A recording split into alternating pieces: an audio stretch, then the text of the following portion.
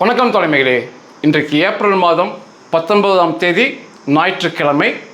நான் பேசும் நொடிப்பொழுது வரை சண்டை நிறுத்தம் தொடர்கிறது. அமெரிக்கா, இஸ்ரேல் மற்றும் ஈரானுக்கு இடையேயான மற்றும் இஸ்ரேலுக்கும் லெபனானுக்கும் இடையேயான சண்டை நிறுத்தம் இந்த நொடிப்பொழுது வரை தொடர்கிறது. ஆனால் இப்படியே தொடருமா அல்லது மிகப்பெரிய அளவில் வெடித்து சிதறுமா என்று கேள்விக்குறி உலகம் முழுவதும் இருக்கு. சண்டையெல்லாம் நீடித்தால் நிச்சயமாக ஈரானுக்கும் லெபனானுக்கும் மிகப்பெரிய பேரழிவு ஏற்படும். நான் ஒரு பக்கத்தை ஏதோ தாழ்த்தி பேசுகிறேன்னா கிடையவே கிடையாது, உண்மையை பேசுகிறேன். அதை அவங்க புரிஞ்சுக்கணும். அதாவது இப்போ நம்ம ஒரு வீதியில் வாழ்கிறோம், அநேக வீடுகள் இருக்குது, எல்லோருக்குமே சுதந்திரம் இருக்குது, எல்லோருமே சரிசமம் தான். என்றாலுமே ஒரு அண்டை வீட்டில் இருக்கவன் மிகப்பெரிய பொருளாதார வசதியில் இருக்கான், மிகப்பெரிய பலத்தோடு இருக்கான்னா அது உண்மைதான். அது ஏற்றுக்கிற மனப்பக்குவம் இருக்கணும். நம்ம யாருக்கும் தாழ்ந்தவர்களோ உயர்ந்தவர்களோ கிடையாது, சரிசமம் தான். ஆனால் அந்த பக்கம் இருக்கவன் பொருளாதாரத்தில் பெரிய அளவு இருக்கான்னு அது உண்மைதான், அவன் வலிமையாக இருக்கானாலும் உண்மைதான். அதனால் தேவையில்லாத பிரச்சனைகளை இந்த ஈரான், இந்த லெபனான், காசா போன்ற மூடர்கள் செய்யக்கூடாது என்பதான் என்னோட எண்ணம். மற்றபடி இவர்களை தாழ்த்தி பேசுறதுனால ஒன்றுமே ஆக போகிறதில்ல, உண்மையை பேசுகிறேன். ஏப்ரல் 8ஆம் தேதி ட்ரம்ப் அவர்கள் 14 நாட்கள் சண்டை நிறுத்தம் அறிவித்தார். இந்த தேதிக்குள்ள ஈரான் அனைத்தும் பேசி சரி பண்ணி கொள்ள வேண்டும், அமெரிக்காவுடன் அந்த பிரச்சனைகளை பேசிக்கலாம் அப்படின்னாரு. இந்த ஏப்ரல் 22ஆம் தேதி வருகின்ற புதன்கிழமை செவ்வாய்க்கிழமையோட இந்த சண்டை நிறுத்தம் முடிகிறது. 14 நாட்கள் முடிகிறது. அதுக்குள்ள ஒரு நிரந்தர தீர்வு ஏற்பட வேண்டும் என்று அநேகர் முயற்சிக்கிறாங்க, உண்மையாகவே முயற்சிக்கிறாங்க. சொல்லப்போனால் இன்னைக்கு ஈரானுடைய தூதுக்குழு பெரிய அளவில் பாகிஸ்தான் இருக்காங்க, தொடர்ச்சியாக பேசிக்கிட்டு இருக்காங்க. அதை தாண்டி ஈரானுடைய தூதுக்குழு இன்னைக்கு ஈராக்குள்ள போயிருக்காங்க, ஈராக்கில் போய் என்ன பண்ணலான்னு பேசிகிட்டு இருக்காங்க. அதை தாண்டி ஈரானுடைய முக்கியமான தூதுக்குழு இந்தியாவுக்கு வந்திருக்காங்க, இந்தியாவில் பேசிட்டு இருக்காங்க.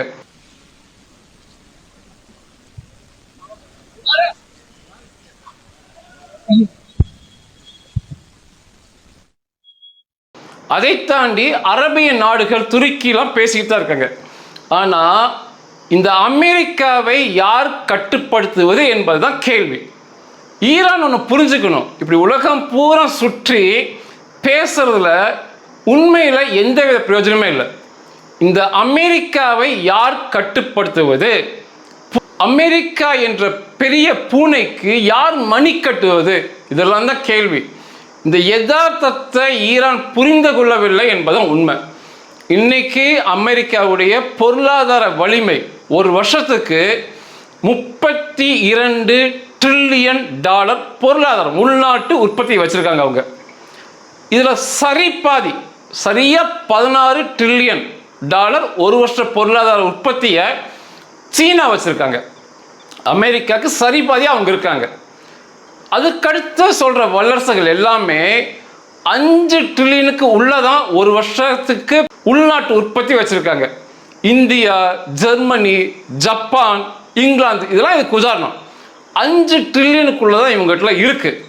சீனா சரிபாதி இருக்காங்க. ஆனால் இப்போ வரைக்கும் சீனாவிடமிருந்து ஒரே ஒரு வலிமையான கண்டனம் கூட அமெரிக்காவை நோக்கி வரல. ஈரான் புரிஞ்சுக்கணும், இன்னைக்கு ஓரளவுக்கு ஒப்பிட்டு பேசணும்னா அமெரிக்கா பொருளாதார வலிமையில் பாதி சீனாவிட்டு இருக்கு, உயர்ந்து வராங்க. நவீன ஆயுதங்கள், எண்ணற்ற ஆயுதங்கள், மிகப்பெரிய தரைப்படை சீனா வச்சிருக்காங்க. அப்படி இருக்கிற சீனாவே ஒரு வலிமையான கண்டனத்தை கூட அமெரிக்காட்ட பதிவு பண்ண முடியல. அன்னைக்கு அமெரிக்காவுக்கு சரி போட்டியாக இருந்த ரஷ்யா இன்னைக்குமே பேரழிவு ஆயுதங்கள் உலகத்தில் அவங்ககிட்ட தான் அதிகமாக இருக்கு. அவங்ககிட்ட இருந்துமே ஒரு வலிமையான கண்டனம் அமெரிக்காவை நோக்கி வரல. ஈரானெல்லாம் பார்த்து தெரிஞ்சுக்கணும், ரஷ்யானால உக்ரைனையே ஜெயிக்க முடியல, பல வருஷம் ஆச்சு. யதார்த்தம் அதுதான். உக்ரைனையே வெற்றி கொள்ள முடியல, ரஷ்யா ஒரு கண்டன அறிக்கையை பதிவு பண்ணல. அதனால ஈரான் உண்மையை உணர்ந்து, யதார்த்தத்தை உணர்ந்து பின்வாங்குவது, சமரசம், அமெரிக்காவுடன் பேசுவது தான் நல்லது. இப்போ அதை தாண்டி நீங்கள் ஐரோப்பிய ஒன்றியம் எல்லாம் பேசுகிறாங்க. உலகத்திலேயே அவங்க தான் வல்லரசாக வரப்போகிறாங்க, அடுத்து அவர்கள் கையில் தாங்கிறாங்க. நிச்சயமாக சிறு பிள்ளைகள் விவசாயம் எப்படி வீடு சேராதோ அதை போல் ஐரோப்பாவுடைய எந்த நடவடிக்கையுமே ஒரு உருப்படியாக வர வாய்ப்பே இல்லை. பொருளாதாரத்தில் வேணால் அவங்க எல்லாம் ஒன்றா சேரும்போது ஒரு வல்லரசுன்னு சொல்லிக்கலாம். இராணுவ ரீதியாக இப்படி அமெரிக்காவை போன்று, ட்ரம்ப்பை போன்று துணிச்சலாக ஒரு நடவடிக்கை எடுத்து ஒரு நாட்டை தாக்க வேண்டும் அப்படின்னா அதெல்லாம் நிச்சயமாக ஒரு காலத்திலும் ஐரோப்பிய ஒன்றிய நாடுகளால் முடியாது. நிச்சயமாக அவனுக்கு எப்படின்னா ஒரு கெட் டுகெதர் பார்ட்டி வைக்கிற மாதிரி தான் அவங்களோட நடவடிக்கை எல்லாமே இருக்குது. 2 தினம் முன்னால் சண்டை நிறுத்தம், சண்டை உலகம் பூரா பிரச்சனையாக போயிட்டுருக்கு. பிரெஞ்சு அதிபர் மெக்ரானை சந்திக்க வந்த இத்தாலி அதிபர் மெலோனி அவங்க வெளியே கட்டி பிடிச்சுக்கிட்டது உலகம் முழுவதும் பெரிய கண்டனத்தை கொடுத்துருக்கு. ஒரு தலைவர், இப்போ இந்தியாவிலிருந்து ஒரு தலைவர் போறார் அப்படின்னா மொத்த இந்திய மக்களின் பிரதிநிதி, அந்த நாட்டோட கௌரவத்தை நிச்சயமாக காப்பாற்றணும். இதெல்லாம் இவனுக்குலாம் ஒன்றுமே தெரில. அவன் அந்த பிரெஞ்சு அதிபர் மெக்ரான் அந்த மெலோனிக்கு வெளியே காத்துக்கிட்டு 2 பேர் சந்திச்சோன்னே வெளியே ஒரு பகிரங்கமாக, ஒரு அறைக்குள்ளே நடந்தால் கூட பரவாயில்ல, பகிரங்கமாக அதுமோ காஞ்ச மாடு கம்பளம் பூந்த மாதிரி தான் போய் கட்டி பிடிச்சான். அந்த அம்மா ஒன்றும் பெருசாக எதுவுமே சொல்ல. ஆனால் இதே சமயத்தில் இன்னொரு உண்மையை சொல்ல விரும்புகிறேன். அமெரிக்காவுக்கு நமது அன்னை இந்திரா காந்தி விஜயம் பண்ணியிருக்காங்க. அன்றைக்கி இந்தியா ரொம்ப பின்தங்கிய நாடு, சாப்பாடே இல்லை இந்திய மக்களுக்கு, அமெரிக்காவோட உதவியை கேட்டு தான் போயிருக்காங்க. அன்றைக்கு அதிபராக இருந்தவன் அன்னை இந்திரா காந்தி கையை பிடித்து நடனம் ஆட விரும்பினான். அவங்க சொல்கிறாங்க, இன்றைக்கி பார்ட்டி இருக்குது, எல்லாரும் கலந்துக்கிறாங்க, நீங்கள் எங்கள் அதிபருடன் கையை பிடித்து நடனம் ஆட வேண்டும் என்று. அதுக்கு அன்னை இந்திரா காந்தி பதிவு பண்ணாங்க, என்னுடைய தேசத்து மக்கள் நான் பிற ஆணுடன் கையை கோர்த்து ஆடுவதை விரும்ப மாட்டார்கள், நான் செய்ய மாட்டேனாங்க. அதுக்கப்புறம் அந்த விஜயத்தில் அன்னை இந்திரா ஒரு ஒரு வெறுப்போட நடத்தப்பட்டாங்க. அந்த அமெரிக்க அதிபரும் அந்த துணை அதிபரும் அன்னை இந்திரா அவங்களுடைய எதிர்பார்ப்புக்கு ஈடு கொடுக்கல அப்படிங்கிறதுனால சூனிய காரியங்களாக பதிவு பண்ணாங்க அன்னைக்கு. அதுக்கப்புறம் தான் அன்னை இந்திரா அங்கிருந்து ரஷ்யாவை நோக்கி நம்முடைய நட்பு பயணம் தொடர்ந்துச்சு. நான் தான் சொல்கிறேன், இந்த ஈயூலாம் இதை போல நாகரிகம் எதுவுமே அவனுக்கு ஒன்றுமே இல்லை. இன்னும் ஒரு விளையாட்டு பையன் போல அவனாலையும் ஒன்றும் பெருசாக சாதிக்க முடியல. அவனுமே மிகப்பெரிய கண்டனத்தை அமெரிக்காவை நோக்கி பதிவு பண்ணல. அதனால ஈரான் அங்கேயும் இங்கேயும் தூதுக்குழுவை அனுப்பி பேசுறதுக்கு பதிலாக அமெரிக்காட்ட சரண்டர் ஆய்கொள்வது, மன்னிப்பை கேட்டு ஒரு முறை அவமானமாக இருக்கும், நிச்சயமா புரியுது. 5000 வருஷம் நாகரிகம் உள்ள நாடுகிறாங்க ஈரான். ஆனா வேற வழி இல்லை. கண் முன் சாட்சிகள் அநேகம் ஈரானுக்கு உண்டு. முதல்ல ஈரானை ஒட்டி இருக்கிற ஈராக், ஒரு காலத்துல சதாம் ஹுசேன் ஈரானை தாண்டி ஈராக்கை வல்லரசாக வைத்திருந்தார். இராணுவ ரீதியாக, பொருளாதார ரீதியாக ஈராக் தான் வல்லரசு ஈரானை விட. தான் நினைத்ததுதான் சட்டம்ங்கிற மாதிரி பேசுறாரு. அமெரிக்காவை முறைச்சுக்கிட்டு அமெரிக்க அதிபர் புஷ்ஷோட அந்த உருவப்படம் மற்றும் அமெரிக்க தேசிய கொடி தான் பள்ளிவாசல்கள்ல வாசல்ல வரைஞ்சு வச்சிருப்பாங்க. அநேக பள்ளிவாசல் அன்னைக்கு அந்த பள்ளிவாசல் தொழுகைக்கு போறவங்க அதை மிதித்து புஷ்ஷோட உருவப்படத்தையும் அமெரிக்க தேசிய கொடியும் மிதிச்சு தான் உள்ள போவாங்க. பள்ளிவாசலை தாண்டி பெண்கள் செல்கின்ற இந்த மார்க்கெட் போன்ற இடங்களிலுமே அமெரிக்க தேசிய கொடி புஷ்ஷோட உருவப்படம் தலையில இருக்கும், மிதிச்சுட்டு தான் போவாங்க. அப்படிதான் சதாம் ஹுசேன் பண்ணாரு. ஆனா என்ன நடந்தது? யார் நஷ்டப்பட்டார்? ஈராக் என்ற தேசம் மிகப்பெரிய பேரழிவை சந்தித்து சதாம் ஹுசேன் ஈராக்குக்கு அதிபராக இருந்தவர் ஒரு பரிதாபமாக ஒரு எலியை போல ஒரு பதுங்கு கூடியில பதுங்கியிருந்து அடித்து வெளியே கொண்டு வரப்பட்டார். அவர் மீது விசாரணை நடத்த அன்றைக்கு அமெரிக்க அதிபர் புஷ் மற்றும் அவருடைய நிர்வாகங்கள், நீங்க உடனே நாளைக்கு சதாம் ஹுசேனுக்கு தூக்குதலை நிறைவேற்ற வேண்டும் என்றாங்க. அது கோர்ட்ல அந்த விசாரணை நடத்தும் போது சதாம் ஹுசேனுக்கு மரண தண்டனை சொல்லி நிறைவேற்றப்பட்டது. சதாம் ஹுசேன் தூக்கில் தொங்குவதை அன்றைக்கு அமெரிக்க அதிபர் நேரலையில் கண்டு ரசித்தார். அமெரிக்க அதிபரும் அவருடைய அந்த நிர்வாக குழுவும். ஈரான் இதெல்லாம் பார்க்கணும். ஈரானை தாண்டி வல்லரசாக இருந்தது தான் ஈராக். அதுக்கடுத்து பார்த்தீங்கன்னா ஈரானுக்கு இன்னொரு பாடம் லிபியா. கடாபி அதிபர், எனக்கு தெரிஞ்சு அந்த அரபு நாடுகள் ஏதாவது பிரச்சனை சந்திக்கும் போது முதல்ல உட்கார்ந்து படைகளை அனுப்புகிறேன் அப்படின்னு சொல்ற முதல் ஆள் கடாபி தான். எந்த பிரச்சனையா இருந்தாலும் சரி, நான் படைகளை தருகிறேன், லிபியா படைகளை தருகிறேன், எல்லாம் ஒன்னா சேர்ந்து பாடிக்கலாம் சொல்ற ஆள் கடாபி தான். மிகப்பெரிய ஒரு வல்லரசாக லிபியாவை வைத்திருந்தார். அந்த நபரும் அதே போலதான் அமெரிக்காவை கண்டபடி எதிர்த்து பேசி என்னென்னமோ பேசினால அவருடைய கடைசி நாள் கடாபி தெருக்களில் அடித்து இழுத்து அப்படியே இழுத்துட்டு போனாங்க. தர இழுத்து போவாங்க இல்லையா, அப்படிதான் இழுத்துட்டு போனாங்க. கடாபி அடிச்சே இழுத்துட்டு போனாங்க. கைகளாலும் கால்களாலும் எட்டி உதைக்கப்பட்டு கொல்லப்பட்டார் கடாபி. அவருடைய கடைசி நாள் அப்படிதான் முடிச்சு. அந்த தேசத்துக்கு அதிபர் அமெரிக்கா முறைச்சுக்கிட்ட ஒரே காரணத்துக்காக லிபியா சிதைக்கப்பட்டு கடாபி இப்படிதான் கொல்லப்பட்டார். அவருடைய இந்த இறுதி காட்சி அந்த இரத்த கரைகளோட எந்தவித மரியாதையும் தராம அப்படியே தூக்கி போட்டிருந்தாங்க தரையில. அந்த மக்கள் சுத்தி பார்த்தாங்க. இதுதான் கடாபிக்கு நேர்ந்த கதி. இதுவும் ஈரானுக்கு பாடம் தான்.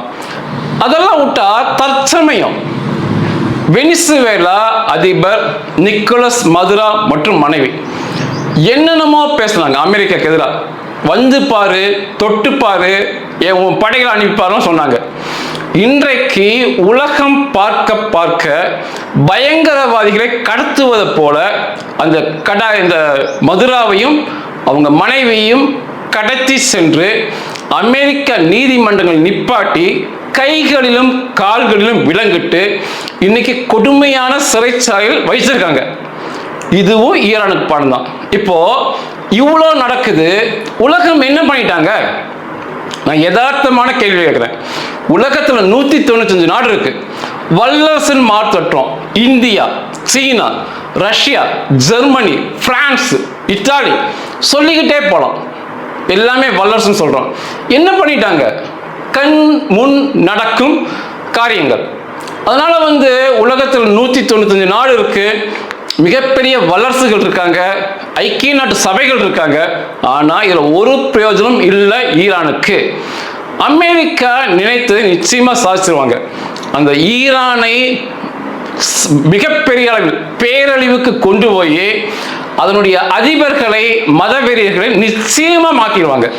மிகப்பெரிய பேரழிவில் சிக்கி மாறுவதற்கு பதிலாக ஒரு நாள் மன்னிப்பு கேட்கறதுல சரண்டர் என்ன தப்பு? எப்படியும் அழிய போறது நீங்க தான். நீங்க சண்டையை தொடர்ந்தாலுமே, நாங்க சண்டைகளை தொடர்கிறோம் என்று வந்தாலுமே அழிய போறது ஈரான் தான், ஈரான் தலைமைகள் தான். அதுக்கு ஒரு புத்திசாலித்தனமாக இருந்தா ஆட்சி மிஞ்சும், அந்த அழிவுகள் மிஞ்சும், அநேக உயிர்கள் மிஞ்சும். இது ஏன் பதிவு பண்றேன்? ஈரான் பேரழிவை சந்திக்கும், தலைவர்கள் கொல்லப்படுவாங்க ஏன் சொல்றேன் அப்படின்னா, இந்த ஹொர்மோஸ் ஜலசந்தி திறக்கப்பட்டு அனைத்து வணிக சாராத கப்பல் போலாம் வரலாம் அப்படின்னாங்க. மிகப்பெரிய வெற்றியாக பார்க்கப்பட்டது. ஆனால் உடனடியாக அமெரிக்கா அதுக்கு பதிலடியாக ஹொர்மோஸ் திறக்கப்படும், உலகத்தில் உள்ள கப்பல்கள் போலாம் வரலாம், ஆனால் ஈரானின் துறைமுகங்கள் முற்றுகையில் தான் இருக்குன்னாங்க. அதுக்கப்புறம் ஈரான் என்ன சொன்னாங்கன்னா, இந்த நிகழ்வு எப்படி இருக்கு அப்படின்னா, அவங்களுடைய சபாநாயகர் பேசுனது, ஈரானை ஒட்டி அந்த கடல் பகுதி போகுது ஹொர்மோஸ் ஜலசந்தி, அந்த வழியா உலகத்தில் இருக்க எல்லா கப்பல்களும் போகலாம் வரலாம், ஆனால் எங்க கப்பல்கள் போகக்கூடாது என்று சொல்வது, வரக்கூடாது என்று சொல்வது, இது எப்படி ஏற்றுக்கொள்வது? இது எந்த விதத்தில் நியாயம் என்று கேட்குறாங்க. எனக்கு அவங்க கேட்குற கேள்வி புரியுது. ஆனால் அவங்க அடிக்கும்போது என்ன பண்ண முடியும்? கேட்குற கேள்வி நியாயமாக தான் இருக்குது. அந்த ஹொர்மோஸ் ஜலசந்தியில் உலகத்தில் இருக்க எல்லா கப்பலும் போகலாம் வரலாம். ஆனால் அந்த கடல் ஒட்டி இருக்கும் நாட்டோட கப்பல் போகக்கூடாது அப்படின்னா இது அவங்க கேட்குற கேள்வி நியாயம்தான் ஈரான். ஆனால் இதை வந்து நீங்கள் யார்கிட்ட பேசணும் அப்படின்னா அமெரிக்காட்ட தான் பேசணும். இதுதான் உண்மை, யதார்த்தம். இப்போ நான் சொல்கிறது தான் உண்மை. நீங்கள் பாகிஸ்தான்கிட்ட, ஈராக்கிட்ட, அரபு நாடுகள்கிட்ட, சீனாட்ட, இந்தியாட்ட, ரஷ்யாட்ட போய் பேசிகிட்டே இருக்கிறீங்க. நீங்கள் பேச வேண்டிய நாடு அமெரிக்கா தான். நான் யதார்த்தத்தை பேசுகிறேன், நடக்க போகிறத பேசுகிறேன். நீங்கள் அதை விட்டுக்கிட்டு உலகம் பூரா போய் பேசி பிரயோஜனமே இல்லை. 2 நாள் 3 நாளில் சண்டை நிறுத்த முடிய போது தாக்கணும்னு முடிவு பண்ணிட்டாங்க அப்படின்னா மிகப்பெரிய பேரழிவு கொண்டு வந்து கொடுத்துருவாங்க. 2 தினம் முன்னால் ஈரானில் தேர்ந்தெடுக்கப்பட்ட பத்திரிகை நிருபர்களுக்கு அந்த ஈரான் சேதத்தை கூட்டு போய் காமிச்சாங்க. சரியாக பொதுமக்கள் வாழ்ந்த இடங்கள் எப்படி அழிக்கப்பட்டது கொண்டு போய் காமிச்சாங்க. ஆனால் அந்த பத்திரிகை நிருபர்கள் புகைப்படம் எடுக்கக்கூடாது, வீடியோ எடுக்கக்கூடாது. கையில் இந்த போல கருவிகள் இல்லாமல் கண்களால் பார்க்கலாம், கண்களால் பார்த்ததை பதிவு செய்யலாம். ஒரு தேர்ந்தெடுக்கப்பட்ட நபர்களுக்கு இந்த அனுமதி கிடைச்சிது. இந்த பிபிசியை சேர்ந்த பெண் பத்திரிகையாளர் அதை பார்த்து வந்து அந்த அம்மா கதறிட்டு பேட்டி கொடுக்குது. ஒரு நிருபர் கதறிட்டாங்க. நாங்கள் கண்ட காட்சியை நம்பவே முடியல. பொதுமக்கள் வாழ்கின்ற அந்த இடங்கள், அந்த தெருக்கள் மொத்தமாக அழிக்கப்பட்டிருக்கு, மொத்தமாக சாம்பலாக்கப்பட்டிருக்கு. நம்பவே முடியல அப்படின்னாங்க. அந்த இராணுவ அழிவை அவனுக்கு காட்டல. ஒரு பொதுமக்கள் வாழ்ந்த இடம் ஈரானில் அது குறி வைக்கவே படல, யதார்த்தமாக அடிபட்டது. அதுவே அவ்வளோ பெரிய பேரழிவை சந்திச்சிருக்கு. அப்படின்னா இராணுவ கட்டுமானங்கள் எந்த அளவுக்கு பெரிய பேரழிவை சந்திச்சிருக்கும். அதனால் ஈரான் வந்து புத்திசாலித்தனமாக ஒரு முறை அங்கே இங்கெல்லாம் போய் பேசுறதுக்கு அமெரிக்காட்ட பேசி சரண்டர் ஆகுது ஈரானுக்கு நல்லது. இது ஹொர்மோஸ் ஜலசந்தி திறக்கப்பட்டது என்றனையே காத்து கிடந்த கப்பல்கள், வணிக கப்பல்கள், அதில் எதில் கச்சா எண்ணெய் எரிவாயு நிரப்பப்பட்டு தயார் இருந்ததோ அவங்கள கிளம்பி சரி போயிடலாம் நாடுகளுக்கு, இது ஆசிய நாடுகள் போகலான்னு வந்தாங்க. அதில் 2 இந்தியாவுக்கு சொந்தமான டாங்கர்கள். அது ஒன்று மிக பிரம்மாண்டமானது, VLCCன்னு சொல்லுவாங்க. 20 லட்சம் பேரல் கச்சா எண்ணெயை அதில் வச்சுருந்துருக்காங்க. ஒரு பேரலுக்கு வந்து 159 லிட்டர்னு பார்த்தீங்கன்னா 31 கோடியே 80 லட்சம் லிட்டர் கச்சா எண்ணெயோட வந்தது. ஆனால் அங்கிருந்த IRGC இராணுவம் முற்றாக அந்த பக்கம் வந்து எல்லா கப்பலையுமே முற்றுகையிட்டு தாக்குவோம் என்று சொல்லி மிரட்டி சிறிய அளவில் தாக்கி எங்கிருந்து கிளம்பி வந்தாங்களோ திருப்பி அப்படியே அனுப்பிட்டாங்க. அந்த இந்தியாவுடைய 2 கப்பல்களையும் சேர்த்து பிற நாட்டு கப்பலுக்கு அதான் முடிவு. அதுக்கப்புறம் அதை தாண்டி வர முடியாது. ஏன்னா பிரம்மாண்டமானது 31 கோடி கச்சா எண்ணெய் இருக்கு. 10 வருஷம் என்ன ஆகிறது? அவங்க திரும்ப போயிட்டாங்க. உயிரிழப்போ பெரிய அளவில் சேதமோ அந்த கப்பலுக்கும் இல்லை, கப்பல்களில் இருந்தவர்களுக்கும் இல்லை. எச்சரிக்கையாக சில சுடப்பட்டது, சில தோட்டாக்கள். அதை தாண்டி ஒரு கண்டெய்னரில் அடி வாங்கிச்சுனாங்க. மிகப்பெரிய சேதம் இல்லை. திரும்ப எங்கிருந்து நகர்ந்து வந்தாங்களோ அதே இடத்துக்கு திரும்ப எல்லா கப்பலும் போயிடுச்சு, இந்திய கப்பல் உட்பட. ஒரே ஒரு இந்திய கப்பல் மட்டும் வந்திருக்குன்னு சொல்கிறாங்க. அதற்காக இந்தியாவில் MEEAம்பாங்க, மினிஸ்ட்ரி ஆஃப் எக்ஸ்டர்னல் அஃபேர்ஸ், வெளிநாட்டு உறவுகளை பார்க்கும் அமைச்சரவை. அவங்க வந்து ஈரானுடைய இந்தியாவுக்கான சிறப்பு தூதரை அழைத்து அவர்களுடைய இந்தியாவுடைய வன்மையான கண்டனத்தை பதிவு செய்தாங்க. அவங்க என்ன சொன்னாங்க அப்படின்னா, இந்தியாவுக்கு எதிரானது அல்ல இந்த தாக்குதல், அமெரிக்காவுக்கு எதிரான தாக்குதல். அந்த பக்கம் எல்லா கப்பலும் வரலாம், எங்கள் கப்பல் வரக்கூடாதுன்னு சொன்னே எல்லா கப்பலையும் நாங்கள் திருப்பி அனுப்பினோம். இது இந்தியாவுக்கு எதிரானது அல்ல. நிச்சயமாக இத்தனை நாள் இந்தியாவுக்கான கப்பலை நாங்கள் அனுமதிச்சிட்டே தான் இருக்கோம், இனிமேலும் அனுமதிப்போம். இது தெரியாமல் நடந்த சம்பவம்னு சொல்லி அவங்க பேசி முடிச்சுக்கிட்டாங்க. நிச்சயமாக இந்த பிரச்சனை இதுக்கு மேலே பெருசாக போகாது. ஏன்னா தொடர்ச்சியாக ஈரான்ட்டு எண்ணெய்கள் வந்துட்டு தான் இருக்குது. அதனால் இந்திய அரசு பெருசாக பிரச்சனை பண்ண மாட்டாங்க, கப்பற்படையெல்லாம் அனுப்ப மாட்டாங்க. இதுக்காக தேவை என்றால் இன்றைக்கு அந்த எரிபொருள் உடனடியாக வேண்டும் என்றால் இந்தியாவில் பற்றாக்குறை இருக்குன்னா உடனே கொண்டு வந்துடுவாங்க. அது எந்த மாற்று கருத்தும் இல்லை. மிகப்பெரிய அவசரம் இல்லை என்றால் அது இருக்கிற இடத்துலயே இருக்கட்டும், பிரச்சனை முடிஞ்சனே அதை நம்ம கொண்டு வந்துக்கலாம்னு பார்ப்பாங்க. ஏன்னா 50% கச்சா எண்ணெய் இன்னைக்கு ரஷ்யாட்டிருந்து நமக்கு வந்துட்டு இருக்கு. அதுலேயுமே இன்னும் 1 மாதம் ரஷ்யாவிலிருந்து உலக நாடுகள் இன்னும் 1 மாதம் கச்சா எண்ணெய் வாங்கி கொள்ளலாம்னு சொல்லி அமெரிக்கா அனுமதி கொடுத்துருக்கு. இது பாருங்க எவ்வளோ பெரிய வியப்பாக இருக்கு பாருங்க. ஒரு காலத்தில் ரஷ்யா அமெரிக்காவுக்கு மேலே இருந்த நாடு இன்னைக்கு ரஷ்யா விற்கும் கச்சா எண்ணெயை பிற நாடு வாங்கணும் அப்படின்னா அமெரிக்கா அனுமதி கொடுக்கணுங்கிற அளவுக்கு அவங்களுடைய ஏகாதிபத்தியம் இருக்கு. ரஷ்யாவிடம் கச்சா எண்ணெய் வாங்கும் நாடுகளும் வல்லரசு தான், இந்தியா, சீனா உட்பட. அமெரிக்கா என்ன சொல்றது, இன்னும் 1 மாதத்துக்கு நாங்கள் நேரம் தானே, நீங்கள் போய் வாங்கிக்கன்னு சொல்றதெல்லாம் ஏற்றுக்கொள்ள முடியாது. என்றாலுமே பொருளாதாரத்தில் இராணுவ வலிமையில் மிகப்பெரிய வலிமையில் இருக்காங்க. அதனால தான் சீனாலாம் யோசிக்கிறது. அமெரிக்காவுக்கு பாதி பொருளாதாரத்தில் உயர்ந்திருக்காங்க. ஏன் யோசிக்கிறாங்கன்னா இன்னும் வலிமையை பெருக்கிக் கொள்ளலாம், இன்னும் பொருளாதாரத்தை மேம்படுத்தி கொள்ளலாம். அமெரிக்காவுக்கு மேலே வந்த பிறகுதான் அமெரிக்காவை எதிர்த்து பேச முடியும் என்ற நிலை சீனாலே இருக்காங்க. அமெரிக்கா ஈரானுடைய கப்பற்படையை அழிச்சிட்டேன் அப்படிங்கிறாங்க. அதை தாண்டி எப்படி ஈரானால் அந்த பக்கம் வருகின்ற கப்பல்களை மிரட்ட முடிகிறது என்றால், அமெரிக்கா அளித்த கப்பற்படை ஈரான் தேசிய இராணுவத்துக்கு, ஈரானுடைய மிலிட்ரிமாங்க, அவர்களுக்கு சொந்தமானது. அதை தாண்டி இந்த மதவெறியன் அலி கொமேனிக்கு ஒரு இராணுவம் இருக்கு, IRGC. அதில் ஒரு கப்பற்படை ஒன்று இருக்கு, மஸ்கிட்டோ ஃப்ளீட் அப்படிம்பாங்க. கொசு கப்பற்படை அவனு வச்சிருக்க பேரே அதான், ஈரான் தான் வச்சிருக்காங்க. இது ரொம்ப சின்னதாக மின்னல் வேகத்தில் செல்லக்கூடிய தாக்கும் போட் அப்படிங்கிற படகுகள் அப்படின்னு சொல்லலாம்.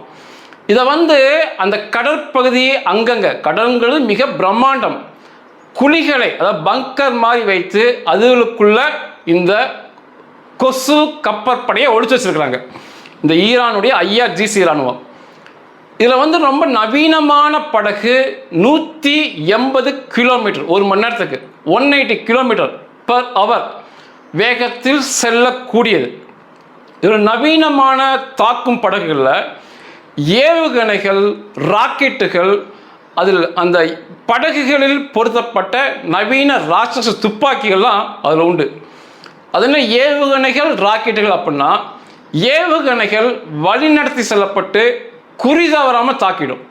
இப்போ அந்த பக்கம் போகிற ஒரு பிரம்மாண்ட கப்பலை குறி வச்சு ஏவுகணை அனுப்புனாங்கன்னா அந்த கப்பலை 100% தாக்கி அழித்து விடும். அது ஏவுகணை வழிநடத்தி செல்லப்படும். ராக்கெட் அப்படி இல்லை, இவர்கள் குறி பார்த்து அனுப்புவாங்க. இது ரெண்டுக்கு அதான் உள்ள வித்தியாசம். பிரம்மாண்ட இயந்திர துப்பாக்கிகள் இருக்கு. அந்த இயந்திர துப்பாக்கிகளில் ராட்சச குண்டுகள் இருக்கும். ஒரு குண்டு அந்த கப்பலில் பட்டாலே அந்த கப்பல் மிகப்பெரிய சேதத்துக்கு உள்ளாகலாம். அதனால தான் அதுவுமே கொரில்லா முறை தாக்குதல் நடத்துகிறாங்க. மின்னல் வேகத்தில் தாக்குதல் நடத்திட்டு திரும்ப போய் ஒழிச்சு வச்சிடறாங்க அந்த படகுகளில். அந்த படகுகளில் ஈரானை சேர்ந்த கமாண்டோக்கள், சிறப்பு அதிரடிப்படை வீரர்கள் செயல்படுவது வழக்கம். இதுதான் மஸ்கிட்டோ ஃப்ளீட், கொசு கப்பற்படை. இப்போ இது இருக்கனால தான் அந்த பக்கம் வருகின்ற பிரம்மாண்ட கப்பல்களை ஒன்றுமே பண்ண முடியல. இதில் எண்ணிக்கையில் சொல்லப்போனால் குறைந்தது 1000 இந்த தாக்கும் படகை ஈரான் வச்சிருக்காங்கிறாங்க. அதிகபட்சமாக 4000 இந்த கொசு கப்பற்படையில் எண்ணிக்கையில் இருக்குங்கிறாங்க. இதை ஒரு சில போர்க்கப்பல்களால் இந்த கொசு படையை அழிக்க முடியாது. அதனால தான் அதை தாண்டி வர முடியல. அதனால் ஈரானுடைய சண்டை நிறுத்தம் முடிவதற்கு இன்னும் 3 நாள் இருக்கு. ஈரான் புத்திசாலித்தனமாக நடவடிக்கை எடுப்பது ஈரானுக்கு நல்லது. ஒரு முறை அவர்கள் அமெரிக்காவிடம் சரண்டர் ஆகிவிடுவது, மன்னிப்பு கேட்டுக்கொள்வது ஈரானுக்கு தான் நல்லது. உசுப்பேற்றுபவர்கள், ஃபயர் விடுறவங்க பேச்செல்லாம் கேட்டுக்கிட்டு தேவையில்லாமல் வெட்டியாக அமெரிக்காவோட பிரச்சனை பண்ணால் ஈரான் பேரழிவை சந்தித்து ஈரான் மதவெறிகள் படுகொலை செய்யப்பட்டு ஆட்சி மாற்றம் ஏற்படுத்தப்பட்டு அமெரிக்கா நினைச்சதெல்லாம் சாதிப்பாங்க. அதுக்கு மன்னிப்பு கேட்டு சரண்டர் ஆகுது அவர்களுக்கு நல்லது. இஸ்ரேல், லெபனான் போர் நிலவரம். நேற்று 2 இஸ்ரேலிய இராணுவ வீரர்கள் வீர மரணம் அடைஞ்சாங்க லெபனானுக்குள்ள. அதில் ஒருவர் ரிசர்வ் ஐஇடி வெடிச்சது. அந்த இம்ப்ரூவைஸ் எக்ஸ்ப்ளோசிவ் டிவைஸ் அப்படிம்பாங்க. ஐஇடி ஏதோ ஒரு பொருள் வடிவத்தில் அங்கே கிடக்கும். கீழே ஏதோ ஒரு பொருள் போய் தொட்டாங்கன்னா நிச்சயமாக வெடிக்கும். சிலிண்டர் வடிவத்தில், பீரோ வடிவத்தில், ஒரு தண்ணி பாத்திரம் வடிவத்தில், சின்ன டிஃபன் கேரியர் வடிவத்தில், எப்படி வேணாலும் ஐஇடி இருக்கும். அதில் சிக்கி ஒரு இஸ்ரேலிய இராணுவ வீரர் வீர மரணம் அடைஞ்சார். இன்னொரு இஸ்ரேலிய இராணுவ வீரர் சண்டையில் கொல்லப்பட்டார். நேற்று வரை லெபனானில் 15 இஸ்ரேலிய இராணுவ மாவீரர்கள் வீரமரணம் அடைஞ்சிருக்காங்க. அதை தாண்டி லெபனான் இசபுல்லா பயங்கரவாதி தாக்குதல் நடத்துவதில் ஐக்கிய நாட்டு சபை அமைதி குழு UN பீஸ் கீப்பர்ஸ் அதன் மீது தாக்குதல் நடத்தப்பட்டு பிரான்ஸ் நாட்டை சேர்ந்த ஒரு இராணுவ வீரர் கொல்லப்பட்டிருக்காங்க. 3 பிரான்ஸ் நாட்டை சேர்ந்த இராணுவ வீரர்கள் காயமடைஞ்சிருக்காங்க. இஸ்ரேலை சேர்ந்த 10 இராணுவ வீரர்கள் காயமடைஞ்சிருக்காங்க. அதில் 3 பேர் படுகாயம் அடைஞ்சிருக்காங்க. இது லெபனானில். ஆனால் லெபனானிலிருந்து எந்தவித ராக்கெட்டுகளும் இஸ்ரேலுக்குள்ள வரல. இஸ்ரேலுடைய எந்த போர் விமானங்களும் லெபனானை தாக்கவில்லை. அந்த சண்டை நடத்தப்ப லெபனானில் அந்த பகுதியை விட்டு வெளியே சென்ற மக்கள் திரும்ப பார்க்கும்போது அநேகருக்கு வீடுகள் இல்லை. ஏற்கனவே பதிவு பண்ண 1800 வீடுகள் தரைமட்டமாக்கப்பட்டிருக்குன்னு. அந்த மக்கள் எங்கள் வீடுகளை காணவில்லை என்று சொல்லி மிகப்பெரிய பிரச்சனை பண்ணுறாங்க. ஒரு சின்ன வீடியோ இருக்குது, அது பாருங்கள். அதில் தெரியும் எந்த அளவுக்கு லெபனான் பேரழிவை சந்தித்து உள்ளதுன்னு சொல்லி.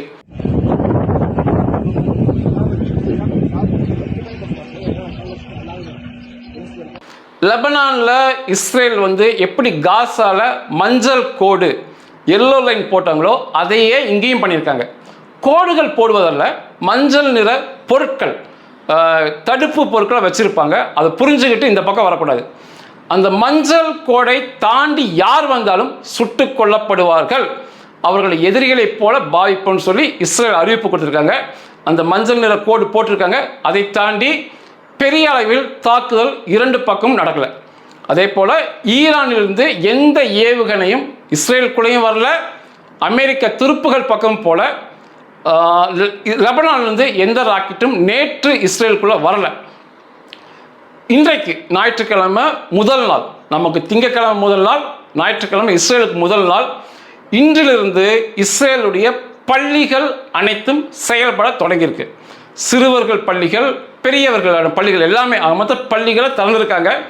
இது என்ன காட்டுது அப்படின்னா, பெரிய அளவில் தாக்குதல்கள், ராக்கெட் ஏவுகணை தாக்குதல் இஸ்ரேலுக்குள்ள இல்லை, நம்பகமாக இல்லை. அதனால தான் அந்த பள்ளிகளை திறந்திருக்காங்க. அதே சமயம் இஸ்ரேல் இராணுவ வீரர்கள் வீர மரணம் அடைஞ்சது என்ன காட்டுதுன்னா, லெபனானுக்குள் தரை வழி முன்னேற்றம் சிறிதாக இஸ்ரேல் பண்ணிக்கிட்டு தான் இருக்காங்கிறத இந்த இராணுவ வீரர்கள் அந்த வெடிகுண்டுகள் சிக்கி மரணம் அடைஞ்சது காட்டுது. இது இன்றைய போர் நிலவரம். நான் ஈரானை மட்டுப்படுத்தி பேசவே இல்லை. ஆனால் யதார்த்தத்தில் உங்களால் ஜெயிக்க முடியாது. நான் தான் தொடர்ச்சியாக பதிவு பண்ணிட்டுருக்கேன். ஈரானாலோ லெபனானாலோ ஜெயிக்கவே முடியாது. ஒன்று மட்டும் யோசித்து பாருங்க. ஒரே இரவில், அதாவது இன்னைக்கு இரவு ஈரான் என்ற தேசத்தில் சிவிலைசேஷன் அப்படின்னா மனித இனம்னே எடுத்துக்கலாம், இருக்காது அப்படின்னு ட்ரம்ப் சொன்னார். உலகம் என்ன பண்ணிட்டாங்க? இன்னைக்கு நைட்டு ஈரானில் 10 கோடி மக்கள் இருக்காங்க, 9.5 கோடி மக்கள் வாழ்கிறாங்க ஈரானுக்குள்ள. ஈரானில் மக்களே இருக்க மாட்டாங்க, பரிதாபமாக இருக்குன்னு சொல்கிறார் ட்ரம்ப். என்ன பண்ணிட்டாங்க? உலகம் கேட்டுக்கிட்டு தானே இருந்தாங்க. இத்தனை நாட்டை பேரழிவு கொண்டு வராங்க, பார்த்துக்கிட்டு தான் இருக்காங்க. அதனால் புத்திசாலித்தனமாக முடிவு பண்ணி ஒரு முறை அமெரிக்காவிடம் சரண்டர் ஆகி மன்னிப்பை கேட்டுக்கொண்டு அவர்கள் என்ன சொல்கிறாங்களோ அது பேச்சுவார்த்தை மூலமாக தீர்த்து கொண்டு முன்னேறுவது தான் ஈரானுக்கு நல்லது. ஈரானுடைய முக்கிய பிரமுகர் நேற்று பேசியிருந்தார். இந்தியாவிற்கும் ஈரானுக்கும் 5000 வருடம் உறவுகள் இருக்குது அப்படின்னாரு. பெருமையாக இருக்குன்னு கேட்குறதுக்கு. அந்த அடிப்படையில் அந்த தேசம் நல்லா இருக்குன்னு தான் சொல்கிறேன். இதெல்லாம் நன்றிகள்.